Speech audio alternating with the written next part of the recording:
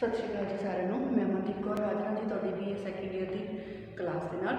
BA second year की साडी चल रही पंजाबी की क्लास के विच असीं शुरू किया होया जी तुहाडा सफ़रनामा सज्जन सुंदरों पार दे जिहड़ा कि लिखिया होया राम नारायण सिंह दर्दी जी का। सो इस सफ़रनामे दे विच असीं जिहड़ा उन्हां दी यात्रा इंग्लैंड यात्रा के सफ़र की जिहड़ी गल आ वो कर रहे हैं, जिहदे विच शुरुआत असीं कीती सी कि सफ़र दे लई ढोल दा टुकना। पहला कांड सीगा साडा कि सफ़र दे लई ढोल दा टुकना, जिस दे विच उन्हां दी इंग्लैंड यात्रा की तैयारी की गल असीं कीती सी कि इंग्लैंड यात्रा के लिए वो किस तरह उन्हां नूं जिहड़ा कि सद्दा आउंदा है इंग्लैंड तो जाण दे लई, जिस दे विच सारा खर्चा पंजाब सरकार ने ही भरना सी। ते इस दे लई वो तैयारी करते हैं, उन्होंने कई तरह दी औकड़ां भी आउंदियां हन ते औकड़ां आउण दे बावजूद वो जदों पासपोर्ट तैयार करवा लेंदे हन तां जिहड़ा ये काम है वो अगे पा दिता जाता है। मतलब जिहड़ी पहली यात्रा उन्हां दी जिहड़ी है वो अगे हो जाती है। सो उस तो बाद जिहड़ा दूसरी बार उन्होंने इंग्लैंड की साउथ हाल सिंह सभा वालों जिहड़ा सुनेहा आउंदा है कि उन्होंने जिहड़ा इंग्लैंड विच साउथ हाल सिंह सभा कमेटी जो है उसके द्वारा सद्दा पत्र भेजा जाता है इंग्लैंड के लोगों को अपनी कविता की दात के नाल निहाल करने का। सो जिहड़ा लेखक है वो दोबारा इंग्लैंड जाने लिए तैयार हो जाता है तो उसकी तैयारी जी हो जाती है। उस तो बाद असीं दूसरा कांड किया सी जहाज़ का सफ़र तो इंग्लैंड की धरती। जहाज़ का सफ़र किस तरह का रहता है, उन्होंने जिहड़े परिवारिक मैंबर उन्होंने छड्डण दे लई जाते हैं ते लेखक उन्होंने तो विदा लैण लग्या उदास भी होंदा है। उस तो बाद जहाज़ दे विच बैठता है तो देखता है कि जहाज़ जो बाहरों देखने में छोटा जिहा लगता है पर अंदरों बहुत ही वड्डा प्रतीत होंदा है। 300 सवारियां इस दे विच बैठ सकदियां हन। सो उस बाद जहाज़ में वरताएगी विस्की ते जिहड़ा लेखक जिहड़ा कि इस नशे नूं स्थाई नशा ना मनते हुए अपने आप को जहाज़ में बैठ के अपने गुरु के हवाले करता है। तो उस तो बाद पहुँचता है इंग्लैंड ते इंग्लैंड पहुँचता है तो उत्थे जिहड़े हन उसके दोस्त उन्होंने जिहड़े लैण आउंदे हन। लेखक निर्मल सिंह दर्दी के घर पहुँचता है। उस तो बाद जिहड़ा अगला कांड सी उस दे विच असीं देखिया सी कि इंग्लैंड के जिहड़े हन लोकां दी गल कीती सी। इंग्लैंड का भूगोलिक जिहड़ी हालत है भूगोलिक खिते ते उत्थों के पौण पानी की जिहड़ी गल है लेखक ने की सी। लेखक उत्ते साउथ हाल गुरुद्वारे में पहुँचता है जिथे एक हफ्ता उसने जिहड़ा बोलण का प्रोग्राम बनाया सी। उस तो बाद इंग्लैंड की जिहड़ी भूगोलिक हालत की गल करता है कि जिस दे विच ओह इंग्लैंड के कुदरती नज़ारे पक्षों पहाड़ हरी भरी वनस्पति छोटिया वड्डियां पहाड़ियाँ देश जिहड़ा कि एक कई छोटे छोटे हिस्सों के वंडिया होया है उसकी गल करता है। फिर लंदन शहर की गल करता है, उसके आसे जिहड़े कई होर शहर हैं उन्हां दे बारे में जिहड़ी जानकारी है वो दिंदा है। उस वाल जिहड़ा पौण पानी है उसकी गल करता है कि जिहड़ा इत्थों का पौण पानी है वो किस तरह का है। मौसम ज़्यादातर सर्दियों वाला रहता है, बर्फ़ बहुत पैंदी है, 3-3 महीने बर्फ़ पैंदी है। कई बार तो इन्नी बर्फ़ पैंदी है कि घर के बूहे खोलने जिहड़े हैं औखे हो जाते हैं। उस तो बाद जो बर्फ़ तो बाद कहता जो मौसम साफ होंदा है कदे धुप्प निकलती है तो लोग धुप्प का जिहड़ा आनंद दे लैण लई समुद्रां दे कंढे जिहड़े हैं वो पहुँच जाते हैं। सो उस तो जिहड़ा अगला साडा जिहड़ा कांड सी पंजवां उस दे विच गल कीती सी उन्होंने इंग्लैंड के मुंडे कुड़ियां के बारे में। उत्थों के लोगों का सुभाव किस तरह हैं, ये लोग मेहनती हैं। कहते जो जिहड़ा इन्हों लास्ट के विच हफ्ते के जिहड़े 2 दिन शनिवार ते ऐतवार ये पूरा इंजॉय करते हैं। उस तो बाकी दिन ये जिहड़ी पूरी मेहनत करते हैं। फिर ये जिन्हों के कोई जायदाद बनाने की जिहड़ी ज़्यादा मतलब चाह नहीं होंदी। उस तो बाद फिर ये शांति प्रिय भी लोग हैं। फिर ये अपनी हालत के नाल संतुष्ट भी हैं, खुले डुले सुभाव के मालक हैं। खाण पीण के मामले के अंग्रेज लोग बहुत अगे भी हैं। इन्हों का जीवन पथ है वो केंद्रित रहता है हमेशा ही। सो ये जिहड़े लोग हैं बहुत ही वधिया जीवन व्यतीत करते हैं। उस तो बाद जिहड़ा अज असीं इत्थे कांड जिहड़ा अगला 6वां जिहड़ा तुहाडा कांड है वो शुरू करन जा रहे हैं, जिसकी शुरुआत जिहड़ी है जिसका मतलब सरलेख है स्त्रियां नूं आज़ादी के फुल। इंग्लैंड दी जिहड़ियां औरतां हैं उन्हां दी जिहड़ी गल है इत्थे ਸਾਡੇ ਲੇਖਕ ਰਾਮ ਨਾਰਾਇਣ ਸਿੰਘ ਦਰਦੀ ਨੇ ਕੀਤੀ ਹੈ ਕਿ ਜਿਹੜੀ ਇਸਤਰੀਆਂ ਦੀ ਜਿਹੜੀ ਆਜ਼ਾਦੀ ਦੇ ਫੁੱਲ ਹੈ ਉਸ ਦੇ ਵਿੱਚ ਰਾਮ ਨਾਰਾਇਣ ਦਰਦੀ ਜੀ ਨੇ ਦੱਸਿਆ ਹੈ ਕਿ ਇੰਗਲੈਂਡ ਦੇਸ਼ ਦੀ ਜਿਹੜੀਆਂ ਇਸਤਰੀਆਂ ਹਨ ਕਹਿੰਦੇ ਉਹਨਾਂ ਦਾ ਜੀਵਨ ਨੂੰ ਦਰਸਾਉਂਦੇ ਹੋਏ ਦੱਸਿਆ ਹੈ ਕਿ ਵਰਤਮਾਨ ਜੋ ਸਮਾਂ ਚੱਲ ਰਿਹਾ ਹੈ ਉਸ ਦੇ ਵਿੱਚ ਇੰਗਲੈਂਡ ਦੀਆਂ ਜਿਹੜੀਆਂ ਇਸਤਰੀਆਂ ਹਨ ਉਹ ਪੂਰਨ ਤੌਰ 'ਤੇ ਆਜ਼ਾਦ ਖੁੱਲ੍ਹਾ ਜੀਵਨ ਬਸਰ ਕਰਦੀਆਂ ਦਿਖਾਈ ਦੇ ਰਹੀਆਂ ਹਨ। ਪਰ ਇਹ ਜਿਹੜੀ ਇਹਨਾਂ ਨੂੰ ਜਿਹੜੀ ਜੀਵਨ ਪ੍ਰਾਪਤ ਹੋਇਆ ਹੈ ਇਹ ਲੰਮਾ ਸੰਘਰਸ਼ ਕਰਨ ਤੋਂ ਬਾਅਦ ਹੀ ਪ੍ਰਾਪਤ ਹੋਇਆ ਹੈ। ਪਹਿਲਾਂ ਇਹਨਾਂ ਦੀ ਹਾਲਤ ਬਹੁਤ ਮਾੜੀ ਸੀ। ਇਹਨਾਂ ਦੇ ਨਾਲ ਜਿਹੜਾ ਮਰਦਾਂ ਦੇ ਮੁਕਾਬਲੇ ਇਹਨਾਂ ਨੂੰ ਕੋਈ ਅਧਿਕਾਰ ਪ੍ਰਾਪਤ ਨਹੀਂ ਸਨ। ਇਹਨਾਂ ਤੋਂ ਡੰਗਰਾਂ ਵਾਂਗ ਕੰਮ ਲਿਆ ਜਾਂਦਾ ਸੀ। ਪਰ ਹੁਣ ਇਸਤਰੀ ਮਰਦ ਜਿਹੜੀਆਂ ਹਨ ਇਸਤਰੀਆਂ ਜਿਹੜੀਆਂ ਹਨ ਉਹ ਮਰਦਾਂ ਨਾਲੋਂ ਵੀ ਅੱਗੇ ਨਿਕਲ ਗਈਆਂ ਹਨ। ਸੋ ਇੰਗਲੈਂਡ ਦਾ ਜਿਹੜਾ ਕਾਨੂੰਨ ਹੈ ਇਸਨੇ ਇਹਨਾਂ ਨੂੰ ਬਹੁਤ ਸਾਰੇ ਹੱਕ ਜਿਹੜੇ ਹਨ ਉਹ ਦੇ ਦਿੱਤੇ ਹਨ। ਸੋ ਅੱਜ ਜਿਹੜੀ ਹੈ ਇਸਤਰੀ ਨੂੰ ਖਾਣ ਪੀਣ ਪਹਿਨਣ ਤੁਰਨ ਫਿਰਨ ਨੌਕਰੀ ਕਰਨ ਚੋਣ ਲੜਨ ਤੇ ਕਹਿੰਦੇ ਕਈ ਸ਼ਾਦੀਆਂ ਕਰਨ ਦੀ ਇਜਾਜ਼ਤ ਜਿਹੜੀ ਹੈ ਉਹ ਪ੍ਰਾਪਤ ਹੋ ਚੁੱਕੀ ਹੈ। ਸੋ ਇਸਤਰੀਆਂ ਨੂੰ ਪੂਰੀ ਖੁੱਲ੍ਹ ਜਿਹੜੀ ਹੈ ਉਹ ਪ੍ਰਾਪਤ ਹੈ। ਇਸੇ ਕਰਕੇ ਲੇਖਕ ਜਿਹੜਾ ਹੈ ਉਹ ਅੰਗਰੇਜ਼ ਇਸਤਰੀ ਨੂੰ ਧਰਤੀ ਦੇ ਉੱਤੇ ਨਹੀਂ ਸਗੋਂ ਅਸਮਾਨਾਂ ਦੇ ਉੱਪਰ ਜਿਹੜੀ ਹੈ ਉੱਡ ਰਹੀ ਦੱਸ ਰਿਹਾ ਹੈ। ਇੰਗਲੈਂਡ ਇਸਤਰੀਆਂ ਜਿਹੜੀਆਂ ਹਨ ਉਹਨਾਂ ਨੂੰ ਜਿਹੜੀ ਇਹ ਜੀਵਨ ਦੀ ਖੁੱਲ੍ਹ ਪ੍ਰਾਪਤ ਹੋਈ ਹੈ ਇਸ ਦੇ ਨਾਲ ਕਹਿੰਦਾ ਕਈ ਤਰ੍ਹਾਂ ਦੀਆਂ ਮੁਸ਼ਕਿਲਾਂ ਵੀ ਪੈਦਾ ਹੋ ਗਈਆਂ ਹਨ। ਜਿਹੜੀਆਂ ਇਸਤਰੀਆਂ ਹਨ ਉਹਨਾਂ ਦਾ ਜੀਵਨ ਜਿਹੜਾ ਨਰਕ ਦੇ ਸਮਾਨ ਜਿਹੜਾ ਬਣ ਗਿਆ ਹੈ। ਜ਼ਿਆਦਾ ਖੁੱਲ੍ਹ ਜਿਹੜੀ ਹੈ ਉਹ ਮਾੜੀ ਹੁੰਦੀ ਹੈ। ਇਸ ਕਰਕੇ ਉਹਨਾਂ ਦੀਆਂ ਜਿਹੜਾ ਜੀਵਨ ਹੈ ਉਹ ਨਰਕ ਦੇ ਸਮਾਨ ਬਣ ਚੁੱਕਾ ਹੈ। ਇਸਤਰੀਆਂ ਇੱਕ ਤੋਂ ਬਾਅਦ ਦੂਜਾ ਵਿਆਹ ਕਰਵਾ ਕੇ ਖੁਸ਼ ਰਹਿਣਾ ਚਾਹੁੰਦੀਆਂ ਹਨ ਪਰ ਅਜਿਹਾ ਨਹੀਂ ਹੈ। ਕਹਿੰਦੇ ਇੰਗਲੈਂਡ ਦੇ ਵਿੱਚ ਅੱਜ ਤਲਾਕਾਂ ਦੀ ਗਿਣਤੀ ਦਿਨੋਂ ਦਿਨ ਵੱਧਦੀ ਜਾ ਰਹੀ ਹੈ। ਇਸਤਰੀਆਂ ਨੂੰ ਵਧੇਰੇ ਆਜ਼ਾਦੀ ਦੇਣ ਦੇ ਕਾਰਨ ਕਹਿੰਦੇ ਉਹ ਇਸਤਰੀ ਨੂੰ ਵਧੇਰੇ ਆਜ਼ਾਦੀ ਫੋਕੀ ਅਣਖ ਤੇ ਮਨ ਦੀ ਅਸਥਿਰਤਾ ਹੀ ਜਿਹੜੀ ਹੈ ਉਹ ਕਹਿੰਦੇ ਜ਼ਿਆਦਾ ਤਲਾਕ ਜਿਹੜਾ ਹੋਣ ਦਾ ਕਾਰਨ ਬਣੀ ਹੋਈ ਹੈ। ਸੋ ਲੇਖਕ ਜਿਹੜਾ ਹੈ ਇੱਕ ਆਪਣੀ ਘਟਨਾ ਜਿਹੜੀ ਹੈ ਉਸਨੂੰ ਬਿਆਨ ਕਰਦਾ ਹੈ। ਕਹਿੰਦੇ ਇੱਕ ਲੇਖਕ ਦਾ ਇੱਕ ਜਾਣੂ ਸੀ ਅਮਰੀਕ ਸਿੰਘ ਬਜਾਜ ਨਾਲ ਸਮੈਥਿੰਗ ਬਰਮਿੰਗਮ ਤੋਂ ਸਾਊਥ ਹਾਲ ਜਿਹੜਾ ਹੈ ਲੇਖਕ ਕਾਰ ਰਾਹੀਂ ਯਾਤਰਾ ਕਰਦੇ ਸਮੇਂ ਇੱਕ ਅੰਗਰੇਜ਼ ਲੜਕੀ ਦੀ ਹਾਲਤ ਨੂੰ ਬਿਆਨ ਕਰਦਾ ਹੈ ਜੋ ਕਿ ਕਾਰ ਦੇ ਵਿੱਚ ਲਿਫਟ ਲੈਂਦੀ ਹੈ।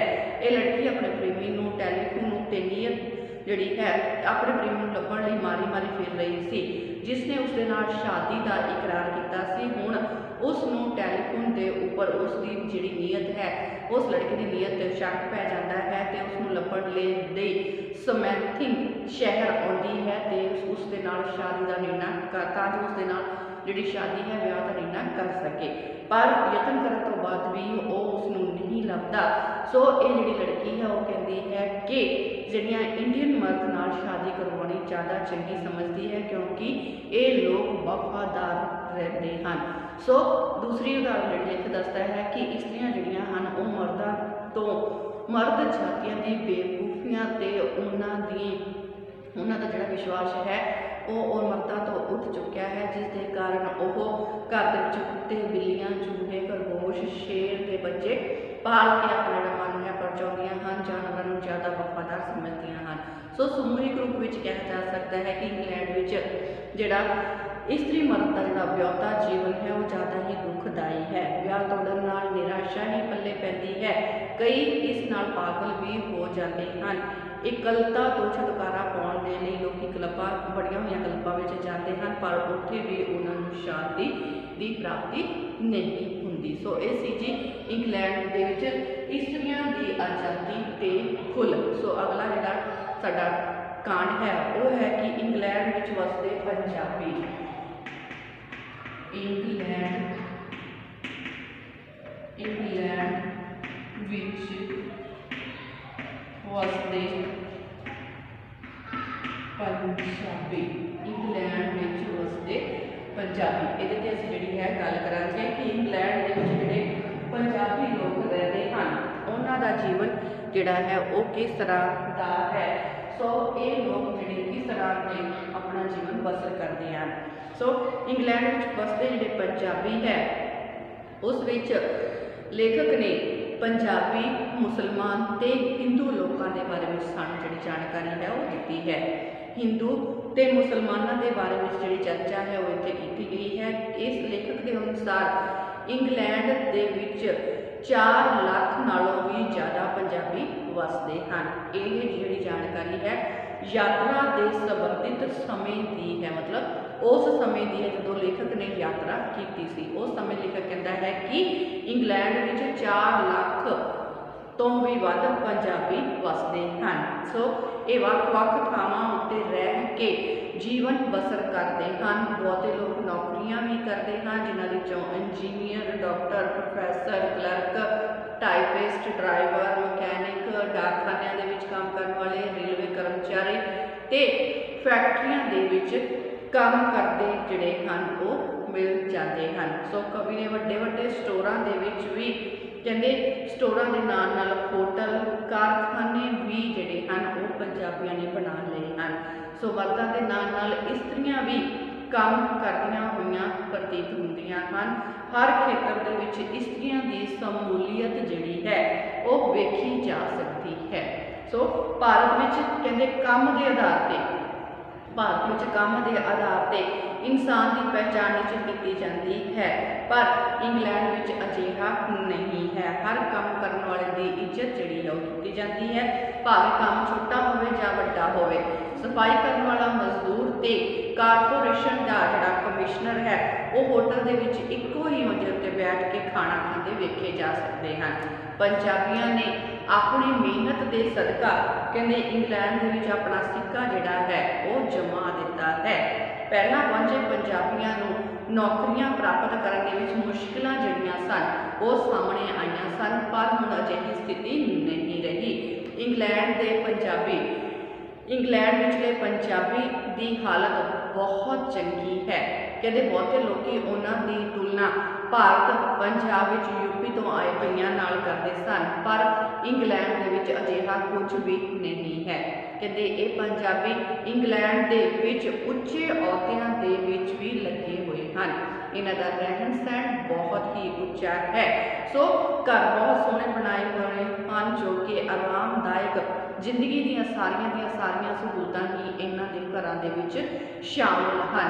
सो सरकारां दी बेइंसाफी उत्ते वो अपनी भावनावां प्रगटा भी सकते हैं।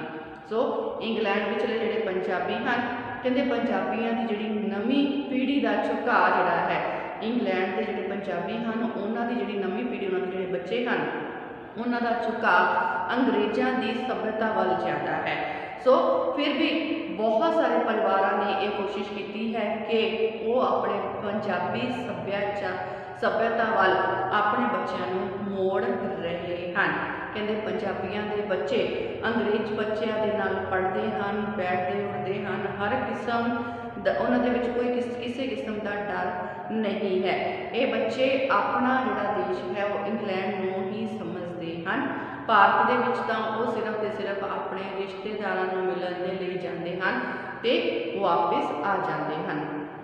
सो कहते इंग्लैंड के विच पंजाबियों की गिनती वधन के नाल धर्म के नाल संबंधित जिहड़े लोग हैं उन्हां दियां लोड़ां नूं महसूस करदियां होइयां कहते गुरुद्वारा महाराजा भुपिंदर सिंह ने लंदन के शैबर बुश जिहड़ा टाउन विच मकान खरीद के बनवाया सी। सो जिसका प्रबंध चलाउण लई एक ट्रस्ट जिहड़ी है वो बनाई गई। हुण तां इंग्लैंड दे विच जगह जगह जिहड़े हैं पंजाबी जिथे जिथे पंजाबी रहिंदे हैं गुरुद्वारे जिहड़े बन गए हैं। कहते इन्हां गुरुद्वारिਆਂ की गिनती बढ़ाउण का दूजा कारण पार्टीबाजी हुई है।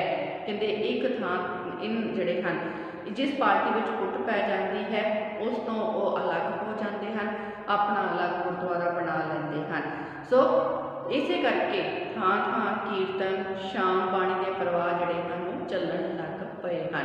इंग्लैंड में पंजाबी जिहड़े हैं वो इलाकाई जाति श्रेणी पद्धर उपर वंडे नज़री आते हैं। कई इसे कारण कई गुरुद्वारे होंद विच आए हैं जिमें रामगढ़िया के गुरुद्वारे, रविदासी सिंघां के गुरुद्वारे आदि। सो जिथे पंजाबियों की बहुत गिनती ज़्यादा है उत्थे भारत विचले पंजाब का ही जिहड़ा आवास होने लग जाता है। जिथे पंजाबी ज़्यादा रहते हैं उत्थे तो इस तरह लगता है जिस तरह पंजाब वसिया होया होवे। सो कहते ये जोड़े इलाके हैं जिथे पंजाबी ज़्यादा हैं तो पंजाब का आवास होता है उस Birmingham, Smethwick, Southall, Slough east, हिमब्रेड, गिलासगो, डरबी। सो साउथ हॉल तो सिख सियासत का खास केंद्र बनया हुआ है। कई समाजिक, राजनीतिक, विद्यक, धार्मिक लहर जड़ियाँ हैं वो इत्थों ही जन्म लैंदियां हैं। सो इंग्लैंड दे विच कहंदे वसे पंजाबियों की जिहड़ी है भावनावां नाल कुछ फरेबी साधु जिहड़े हैं वो रागी ते पखंडी खिलवाड़ भी करते नज़र आए। कहते लेखक एक पखंडी संत द्वारा संत बाबा नानक सिंह के पैरों का जोड़ा संगत को दिखा के पौंड जिहड़ा इकट्ठे करता मिलिया सी। सो इंग्लैंड विचले पंजाबी जीवन जिहड़ा है वो कहंदा रुझेवियां दे नाल भरिया होया है।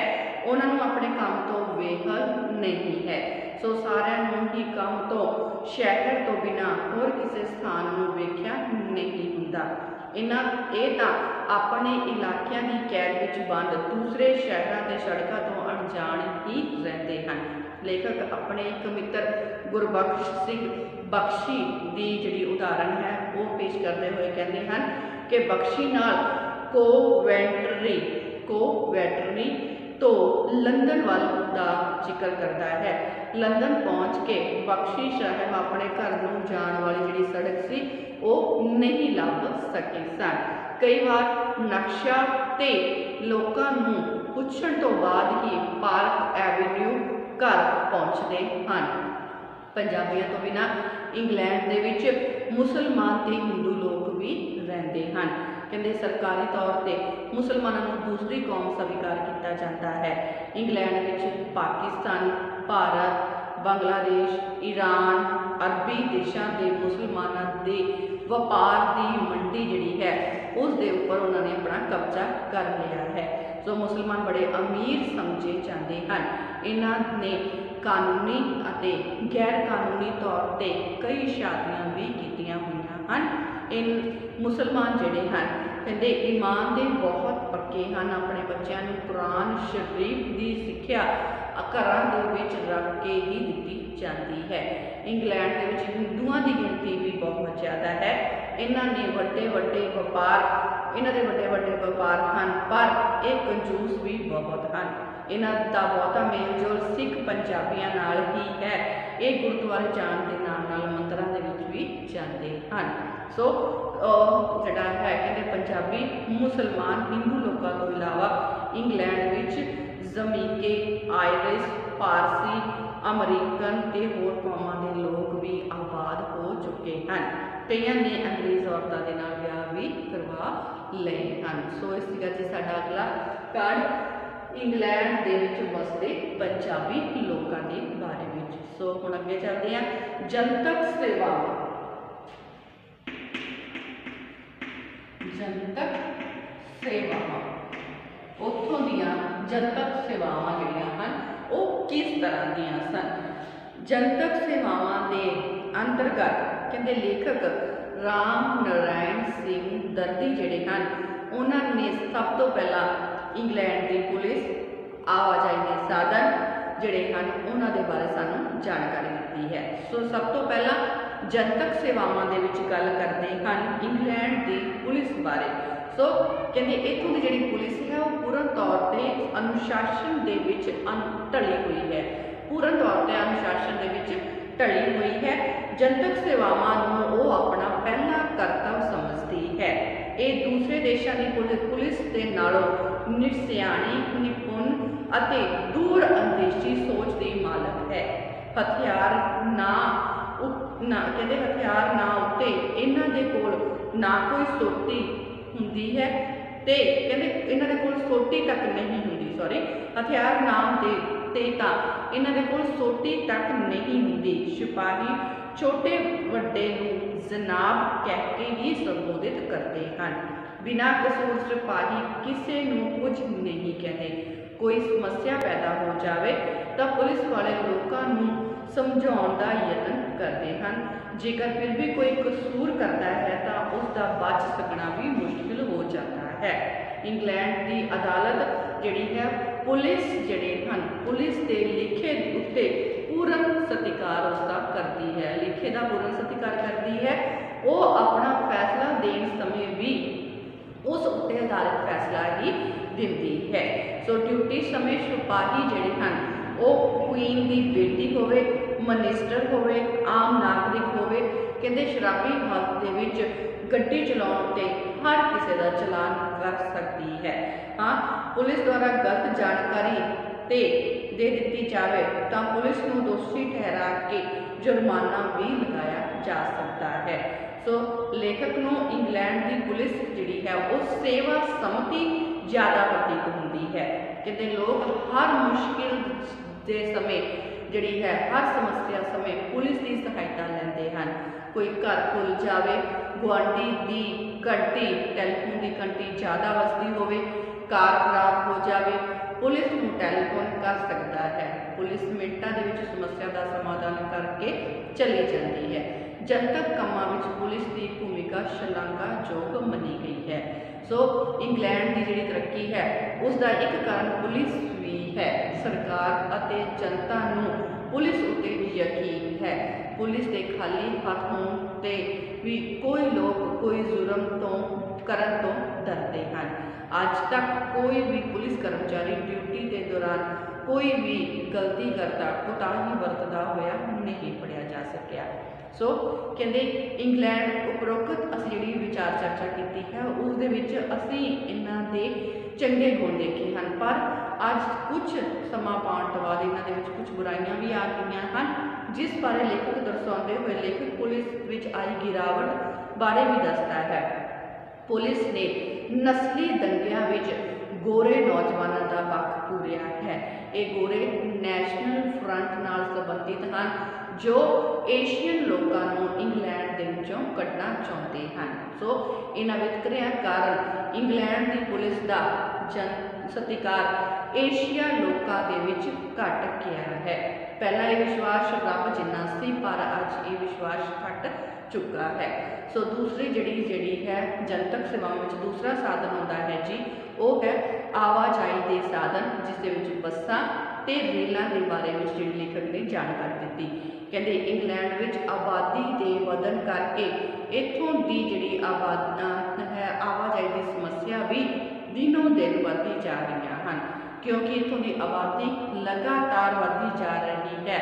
लेखक अनुसार आबादी के वधन के 4 कारण व्यापारक तौर पर लोगों का आना, चंगियां अते वड्डियां यूनीवर्सिटियां दे विच बच्चों का पढ़न आना, नौकरी लई आसान तरीके होना, नौकरी लई आसान पहुँच होना उन्हां दा, अमीरां जागीरदारां अते शहजादियां के द्वारा सैर ते मौज मस्ती करने के लिए इत्थे आउण के कारण आबादी जिहड़ी है वो दिनों दिन बढ़ती जा रही है।